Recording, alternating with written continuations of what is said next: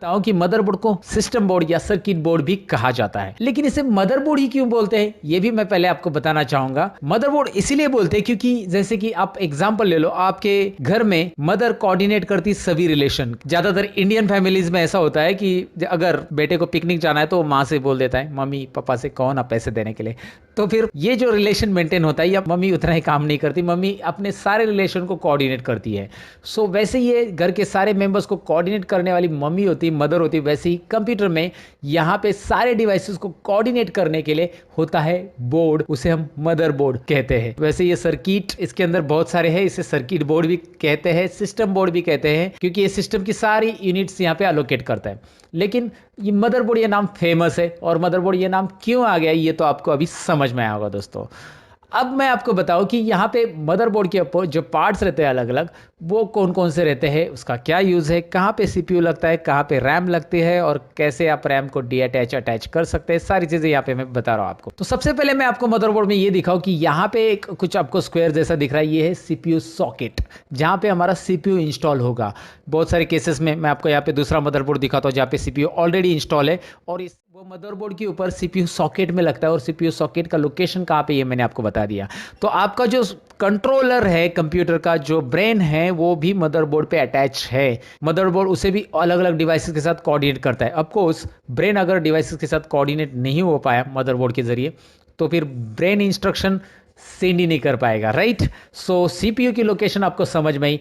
अब मैं आपको बताऊं कि सीपीयू के बाजू में ये बड़ा सा, जैसे कभी ये गोल्डन कलर का रहता है, कभी ये सिल्वर कलर का रहता है, अलग अलग कलर के रहते हैं। यहाँ पे ये जो बड़ा सा मेटल दिख रहा है, ये मेटल हीट सिंक मटेरियल है ये, और इसके नीचे है एक ब्रिज, उसे नॉर्थ ब्रिज बोलते हैं। सीपीयू के बाजू में जो होता है वो नॉर्थ ब्रिज होता है, और उसी के आगे आएंगे तो साउथ ब्रिज। ये थोड़े से टेक्निकल टर्म है, साउथ ब्रिज और नॉर्थ ब्रिज, लेकिन नाम तो आपको पहचान के लग रहे हैं ना, वर्ड टू वर्ड। ये ब्रिज भी सीपीयू की तरह ही है, लेकिन एक छोटा सा प्रोसेसर मानो इसे, नीचे एक प्रोसेसिंग की तरह चिप रहता है, उसको कूलिंग करने के लिए ऊपर ये लगाया गया है। लेकिन ये मदरबोर्ड के ऊपर इनबिल्ट रहता है, एक्सटर्नली नहीं लगाया जाता है। सीपीयू एक्सटर्नली लगाया जाता है, माइक्रो प्रोसेसर, याद रखना है। और ये नॉर्थ ब्रिज और साउथ ब्रिज। यहाँ पे मैं आपको बताऊँ कि ये मेमोरी स्लॉट के बारे में डिटेल में, यहाँ पे रैम लगती है, रैंडम एक्सेस मेमोरी, जो कि कंप्यूटर में टेम्पररी मेमोरी रहती है। कंप्यूटर का स्पीड बढ़ाने का काम वो करती है। कंप्यूटर में जो भी डेटा इंस्ट्रक्शन प्रोसेस करना है वो रैम के थ्रू फास्ट प्रोसेस होता है। सिंपल है। रैम में अलग अलग टाइप आते हैं। पुराने रैम अगर देखेंगे तो एचडी रैम से चालू हुआ था, DDR, DDR2, DDR3, DDR4। अब DDR4 में लेटेस्ट रैम हम यूज़ करते हैं। उसमें भी साइज डिपेंड करता है, 4GB का है, 8GB का है, या 16GB का है। तो फिलहाल मैं आपको बताऊं कि यहाँ पे अगर आप रैम इंस्टॉल करोगे, वो रैम मदरबोर्ड के साथ कोऑर्डिनेट होगी इस मेमोरी स्लॉट की वजह से। मेमोरी स्लॉट समझ में आपको, यहाँ पे रैम लगती है। रैम कैसे लगाते हैं, कैसे निकालते हैं, ये अगर आपको जानना है तो मैं हार्डवेयर की सीरीज जरूर बनाऊंगा आपके लिए। कमेंट सेक्शन में लिख देना कि आप इंटरेस्टेड हो ऐसी चीज़ें सीखने के लिए। आपकी कमेंट हमारे लिए अनमोल है। चलिए आगे बढ़ते हैं। मेमोरी के बारे में मैंने बताया, यहाँ पे ग्राफिक कार्ड लगता है जब आप कोई गेमिंग प्रोसेसर बनाना चाहते हो, या फिर आप कोई high graphic and software use कर रहे हैं, जैसे कि ऑटोकैड है जिसमें 3D यूज़ कर रहे हो, 3ds Max है, Revit है, ऐसे बहुत सारे अलग अलग 3D सॉफ्टवेयर है, 3D गेम्स के सॉफ्टवेयर भी होते हैं। So that time you need to install graphic cards in your computer, और वो इंस्टॉल करना है तो इस मदरबोर्ड के ऊपर पहले से स्लॉट दिया रहता है जहाँ पे आपको ग्राफिक कार्ड लगाना रहता है। ग्राफिक कार्ड कैसे रहता है, ये सामने इमेज आपको दिखाई दे रही है दोस्तों। फिलहाल मैं आपको बताऊं कि ग्राफिक कार्ड के बाजू में एक व्हाइट स्लॉट है, इसे बोला जाता है PCI। इसे AGP स्लॉट बोलते हैं ग्राफिक कार्ड तो इसे बोलते हैं PCI, peripheral component interconnect. Peripheral component interconnect यानी कि यहाँ पे हम कोई भी डिवाइसेस इंटरकनेक्ट कर सकते हैं पेरिफेरली। लेकिन कैसे, आप अगर मदरबोर्ड का बैक पैनल देखेंगे, ये बैक पैनल है मदरबोर्ड का, बैक पैनल में बहुत सारे अलग अलग कनेक्शंस है। यू कैन सी द कि बैक पैनल के अंदर यहाँ पे USB है, देन आपका लैन कार्ड भी, आगे इंफॉर्मेशन दे दूंगा आपको इसकी। लेकिन मैं आपको बताऊं कि बैक पैनल में से कोई भी पार्ट अगर नहीं वर्क कर रहा है तो आप उसके लिए कार्ड खरीद के यहाँ पे इंस्टॉल कर सकते हैं। जी हाँ, साउंड कार्ड मिलता है, नेटवर्क इंटरफेस कार्ड मिलता है, NIC कार्ड, या फिर USB कार्ड भी मिलता है, VGA का भी अलग सा कार्ड मिलता है डिस्प्ले के लिए। तो वो यहाँ पे इंस्टॉल करके आप एक्सटर्नली उसे कनेक्ट कर सकते हैं। Peripheral component interconnect, PCI slot. Okay, इतना ही मैं इसके बारे में बताना चाहूँगा। जो स्लॉट दिखाई दे रहे हैं 1 2, और यहाँ पे आपको 2 और दिखाई दे रहे हैं। तो कभी कभी मदरबोर्ड पे 4 रहते हैं, कभी मदरबोर्ड पे 2 रहते हैं। तो इसे साटा स्लॉट बोलते हैं। साटा स्लॉट में हम साटा हार्ड डिस्क कनेक्ट करेंगे या कनेक्ट किया जा सकता है साटा केबल के जरिए। यहाँ पे कोई भी स्लॉट में आप उसे लगा सकते हैं, एक हार्ड डिस्क या डीवीडी राइटर भी आप यहाँ पे कनेक्ट कर सकते हैं। आपका साटा डीवीडी राइटर कनेक्टेड होगा जिससे साटा केबल रहेगी। अगर वो पुराना मदरबोर्ड है तो उसमें साटा नहीं रहता है, आईडी ही रहता है। आपका मदरबोर्ड पुराना है तो यहाँ पे एक आईडी का एग्जाम्पल दिया है, integrated drive electronic. Integrated drive electronics में 40 पिंस कनेक्शन था, यहाँ पे साटा उसे रिप्लेस करके 7 पिंस में डेटा केबल बना चुका है। यहाँ पे बहुत बड़ी केबल आती थी पुरानी, जैसे वो बड़ा पट्टा रहता था ना वैसे आती थी, कुत्ते का गला का पट्टा रहता था ना बड़ा, वैसे यहाँ पे वो केबल आती थी दोस्तों। तो आईडी तो अभी बंद हो गया फिलहाल, तो आईडी स्लॉट आपको नए मदरबोर्ड में देखने नहीं मिलेंगे। तो आगे मैं आपको बताऊँ, यहाँ पे आपको कुछ पिंस दिखाई दे रहे हैं, नीडल्स दिखाई दे रहे हैं, इसे हम हेडर्स भी बोल सकते हैं। तो ये जो पिंस है इसमें फ्रंट पैनल रहता है। फ्रंट पैनल जो होता है आगे आपके स्टार्ट बटन, रिस्टार्ट बटन या फिर हार्ड डिस्क एलईडी या पावर एलईडी, ये चारों का मिलके होता है फ्रंट पैनल। फ्रंट पैनल को कैसे कनेक्ट किया जाता है इसकी इंफॉर्मेशन आपको दी जाएगी, लेकिन इसे फ्रंट पैनल बोलते हैं जो कि आगे की केबल से यहाँ पे कनेक्ट होती है सीपीयू का फ्रंट पैनल। और सीपीयू के फ्रंट पैनल में जो यूएसबी लगते हैं वो यहाँ पे कनेक्ट होते हैं, जो कि आपको यहाँ पे दिखाई दे रहे हैं यूएसबी के लिए कनेक्शन से। यहाँ पे यूएसबी और ऑडियो ऐसे 2 अलग अलग प्रकार के रहते हैं। अब इसमें ऑडियो कैसे पहचानेंगे और यूएसबी कैसे, जहाँ पे आपको 10th नंबर की पिन एम्प्टी दिखती है वो यूएसबी रहती है, और जहाँ पे आपको जिस इसमें नीडल्स में या जिस हेडर्स में 9th नंबर की पिन एम्प्टी रहती है वो हेडर्स या उसे उन पिंस को ग्रुप को ऑडियो, फ्रंट ऑडियो बोला जाता है। और फ्रंट यूएसबी क्या है मैंने आपको बता दिया। अब आपको यहाँ पे मदरबोर्ड के ऊपर आना है, बैक पैनल तो हम बाद में देखेंगे। यहाँ पे मदरबोर्ड के ऊपर जितने भी डिवाइसेस कनेक्ट होने वाले हैं उन सबको पावर देने का काम मतलब यहाँ पे एसएमपीएस के जरिए होता है। कंप्यूटर में फादरबोर्ड नहीं रहता है लेकिन पावर सप्लाई रहता है, जो पावर देता है उसी को हम फादरबोर्ड बोल सकते हैं। ये मेरा कंसेप्ट है, ऐसा डिफाइन नहीं किया है किसी ने, नहीं तो आप बोलोगे यार एसएमपीएस है पावर सप्लाई मतलब फादरबोर्ड, ऐसा नहीं है। कंप्यूटर को पूरा पावर देने वाला यानी फादरबोर्ड हो सकता है।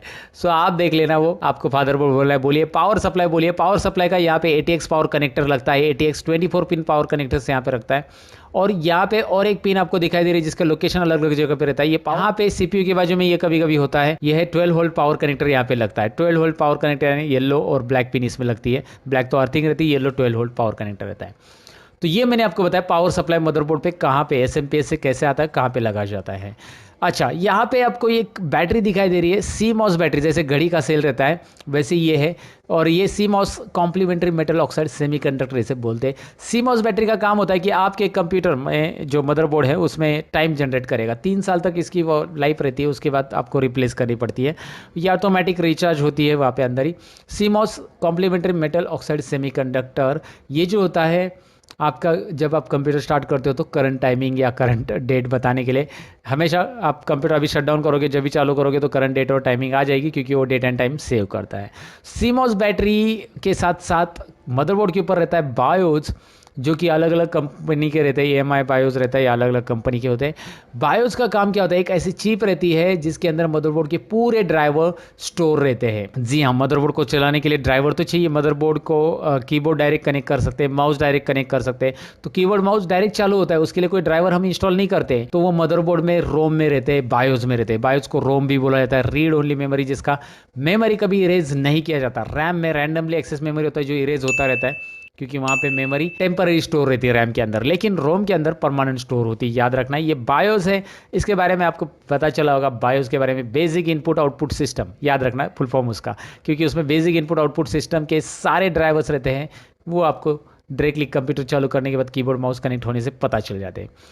तो यहाँ पे बाकी के जो अलग अलग इलेक्ट्रॉनिक डिवाइस है, इसमें कैपेसिटर्स वगैरह आते हैं, ये इलेक्ट्रॉनिक डिवाइस है and it coordinates all the device, उसके लिए ज़रूरी रहता है, उसको आपको हाथ नहीं लगाना है। उसके बाद CPU फैन कहाँ पे कनेक्ट किया जाता है, उसके लिए यहाँ पे CPU फैन कनेक्ट करने के लिए हेडर्स रहते हैं। ये जो मैं आपको दिखा रहा हूँ ये CPU फैन के कनेक्शन के हेडर्स है। ओके, अब मुझे आपको बैक पैनल की तरफ लेके जाना है, और ये तो मैंने मदरबोर्ड के पूरे पार्ट्स के बारे में बता दिया। बैक पैनल के बारे में अभी मुझे बताना है, तो मैं यहाँ पे लेके आता हूँ back panel. Now you can see back panel. यहाँ पे सबसे ऊपर पहले आपको दिखाई दे रहा है लेफ्ट साइड में कीबोर्ड कनेक्शन PS2 का है, राइट साइड में माउस कनेक्शन। PS2 के कीबोर्ड और माउस लगते हैं, PS2 पिन स्क्रीन पे आपको दिखाई दे रही है।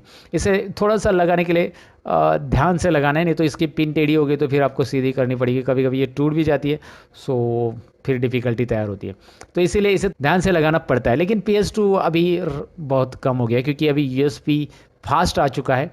तो यूएसबी कीबोर्ड और माउस मिलते हैं और यहाँ पे यूएसबी कनेक्शन आपको दिखाई दे रहा है, जिसमें आप keyboard, mouse, pen drive, USB के सारे डिवाइसेस लगा सकते हैं। यहाँ तक स्कैनर, प्रिंटर सारे यूएसबी से कनेक्टेड है आजकल, तो आप वहाँ पे लगा सकते हैं। तो यहाँ पे आगे मैं बताऊँ कि ये जो है इसे COM1 बोलते हैं। ये नए मदरबोर्ड में आपको नहीं देखने मिलेगा। COM1 यानी इस पोर्ट को सीरियल पोर्ट बोला जाता है और राइट साइड में पैरेलल पोर्ट। ये बड़े बड़े प्रिंटर या प्लॉटर कनेक्ट करने के लिए पुराने ज़माने में यूज़ किया जाता था, लेकिन अभी ये प्लॉटर या जो पैरेलल पोर्ट है प्लॉटर कनेक्ट करने के लिए या सीरियल पोर्ट है, ये अभी नए वाले मदरबोर्ड में आपको देखने नहीं मिलेगा, क्योंकि यूएसबी कनेक्शंस उसकी जगह रिप्लेस हो चुका है। यूएसबी काफ़ी स्पीड से आपका डेटा ट्रांसफर करता है डिवाइसेस के पास। उसके नीचे ये जो दिखाई दे रहा है आपको 15 पिन का, ये VG है, जहाँ पे आपका मॉनिटर का वायर लगने वाला है। VG videographic adapter. तो जब भी आपको मॉनिटर कनेक्ट करना है तो आपकी मॉनिटर की पिन यहाँ पे लगने वाली है दोस्तों। तो VG के बारे में मैंने बताया। USB तो आपको पता है, यहाँ पे आपको लगाना है आपके PC के अंदर इंटरनेट कनेक्ट करना है तो उसका लैन कनेक्शंस का ये है, मतलब ये इंटरनल NIC कार्ड है। मदरबोर्ड के ऊपर नेटवर्क इंटरफेस कार्ड इसे बोलते हैं, इसमें हम अपना इंटरनेट का वायर लगा सकते हैं। And finally here you can find out the speaker and all. तो यहाँ पे आपका साउंड सिस्टम लगता है, मिडल में आपका हेडफोन वगैरह लगता है और यहाँ पे आपका माइक वगैरह लगता है, ये एम्पलीफायर वगैरह के लिए। सो ये है कंप्लीट मदरबोर्ड की इंफॉर्मेशन दोस्तों। मैंने कोशिश की है मदरबोर्ड के हर एक पार्ट